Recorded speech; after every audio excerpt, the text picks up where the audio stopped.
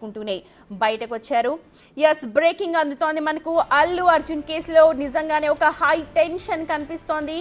ఎంత టెన్షన్ అయితే cinema release లో చూసారో అంతే టెన్షన్ ఇప్పుడు నాంపల్లి హైకోర్టు ఆవరణ కావచ్చు, అటు హైకోర్టులో కూడా కనిపిస్తోంది. ఇటు నాంపల్లి కోర్టులో వాదనలు ఇప్పుడే ముగిశాయి, హైకోర్టులో వాదనలు కొనసాగుతున్నాయి.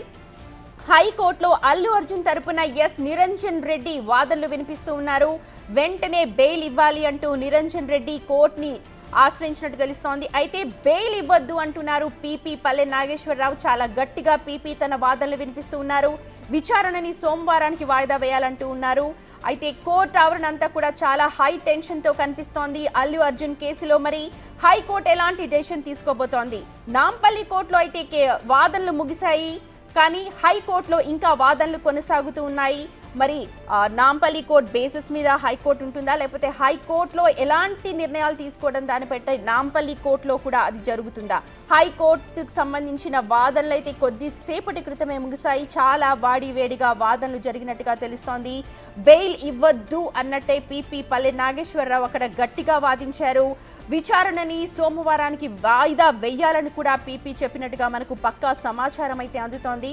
కానీ హైకోర్టులో క్వాష్ పిటిషన్కి సంబంధించిన వాదనలు కొనసాగుతూ ఉన్నాయి. అక్కడ ఎలాంటి డిక్లరేషన్ వస్తుంది, అక్కడ ఎలాంటి వాదనలు వినిపిస్తూ ఉన్నారు, అక్కడ అవుట్కమ్ ఎలా ఉంటుంది అన్నది మనకు మరికొద్ది సేపట్లోనే తెలిసిపోతుంది. అయితే మొత్తం ఆవరణ కనుక చూస్తే అటు చంచల్గూడ జైలు దగ్గర కావచ్చు, ఇటు నాంపల్లి కోర్టు దగ్గర, అటు హైకోర్టు దగ్గర ప్రతి చోట కూడా పోలీసుల పహారా కనిపిస్తోంది. అల్లు అర్జున్ మామూలు వ్యక్తి కాదు, ఒక ఐకాన్ స్టార్. అలాంటి స్టార్ని పగడ్బందీగా ఉదయం 11 గంటల ప్రాంతంలో అరెస్ట్ చేసి ఒక్క సమయం కూడా ఇవ్వకుండా టకాటక్మంటూ అన్ని ప్రాంతాలకు తీసుకెళ్లిపోయి పోలీసులు చాలా పగడ్బందీగా స్కెచ్ వేసి అరెస్ట్ చేశారని చెప్పాలి. ఎందుకంటే అల్లు అర్జున్ కేసులో ఒక మాబ్ కావచ్చు, లేకపోతే ఫ్యాన్స్ బేస్డ్ చాలా ఉంటుంది. సో ఫ్యాన్స్ అందరు కూడా ఎగబడే అవకాశం ఉంటుంది. కాబట్టి ప్రతి చోట కూడా 200కి తగ్గకుండా పోలీసుల పహారా అయితే కనిపిస్తోంది. అటు నాంపల్లి కోర్టు ఆవరణ కావచ్చు, ఇటు హైకోర్టు ఆవరణ కావచ్చు, అటు చెంచల్గూడ దగ్గర కూడా పోలీసుల పహారా కనిపిస్తోంది.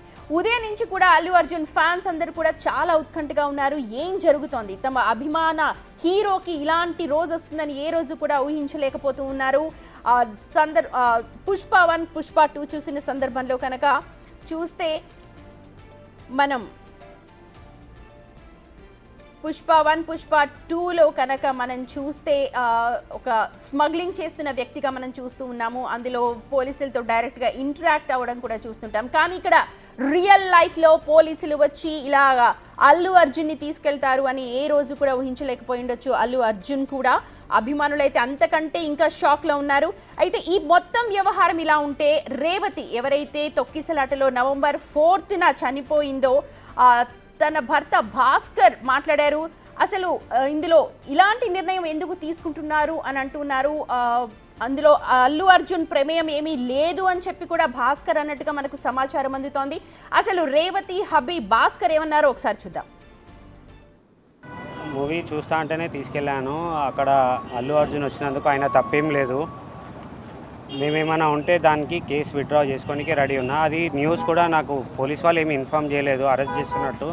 నేను ఇప్పుడు మొబైల్లో చూసిన, హాస్పిటల్లో ఉన్నప్పుడు మొబైల్ చూసిన ఇట్లా అల్లు అర్జున్ అరెస్ట్ అయ్యాడని. అల్లు అర్జున్కి అయితే ఏం సంబంధం లేదు వచ్చినందుకు. ఏమైనా ఉంటే నేను కేసు విత్డ్రా చేసుకోనికే రెడీ ఉన్నాను.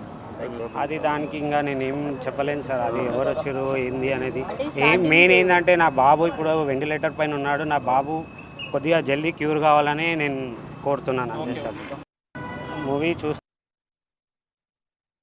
భాస్కర్ అంటున్న మాటలు ఒక అభిమానిగా ఆయన అలా మాట్లాడి ఉండొచ్చు. ఎందుకంటే తన భార్యని కోల్పోయి ఉన్నాడు, అలాగే బాబు ప్రస్తుతం వెంటిలేటర్ మీద ఉన్నారు.